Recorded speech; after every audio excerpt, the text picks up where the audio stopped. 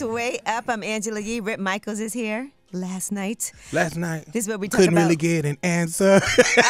We actually switched it out. I know, that's the first thing. We were talking about Diddy. I tried to call. We said that was what it was. We did switch it. We did switch it. I thought that was hilarious. I thought you did that on purpose. That was the first thing I was thinking. But Rip Micheals is here.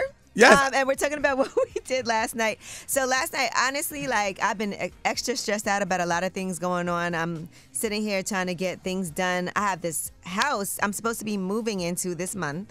Congratulations. And there's all kinds of issues. Like we didn't order, I guess somebody dropped the ball, didn't order the windows for the top floor, so I don't have windows up there. Then the windows that did come, there's pieces missing, so they couldn't put the windows up, and then the guy from the window place isn't responding about where those pieces are, and then he's saying he has to go through a whole it's just so many things going on that sometimes when it's like that, I have to just be like, this is out of my control. There's nothing I could do about it. I'm stressed out, but what can I do? You know, and you feel so helpless because a lot of times if it was on me, like everything would be done if I had to just go pick up the thing, you know, but I can't do anything about it. So sometimes it just makes you feel like there's nothing I could do. Like I feel like relying on other people is such a hard situation. But what did you do last night? Last night, I was running around the comedy clubs promoting the show and just getting everybody ready for the April Fool's Comedy Jam. Really stressful because sometimes getting artists to post a show that they're on is difficult for some reason. I don't know what it is. So I'm arguing with people like, dude, you're on this show. Post the flyer. Put the flyer up. So I'm arguing with that. And then I open my club back up, Star. So I'm dealing with the same thing you do. Yeah, I open that back up. So I'm dealing with the liquor license and same thing. So when you were saying that to me, I was like, I'm going through the same thing at the same time. Well, congratulations. It is a process. Yeah, it is definitely a process. And then getting geared up to go to the Mayo Center on Monday. That's just been like... All right, now let's talk about that for a second because you do have a second shot at life right now.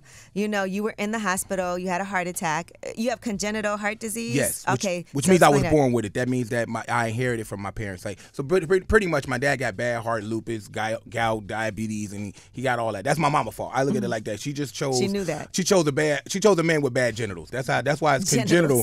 And I know it just sounds funny. That's not what congenital... Bad genitals. Bad genitals. Like... She chose penis over heart. So right now, and it's weird for me because right now I'm single, so it's like weird because I got a bad heart, but I'm good in the other ways. So you it's have a good heart. Yeah, I got a good heart. Yeah, so if I had sex with somebody right now, I couldn't put my heart into it. I could give you me, but I can't put my heart. Well, not all my heart. But you know what? You were in the hospital for how long? I was in there for 2.5 months. 2.5 months. That's a long time. Was there a point when they thought like, is he gonna make it? Okay, so.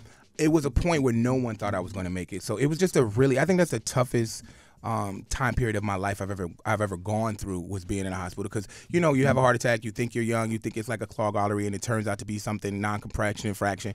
It turns out to be something that you really, really need because I was literally just going to get tested and I'm thinking I'm fine, and then I'm getting a right heart cath.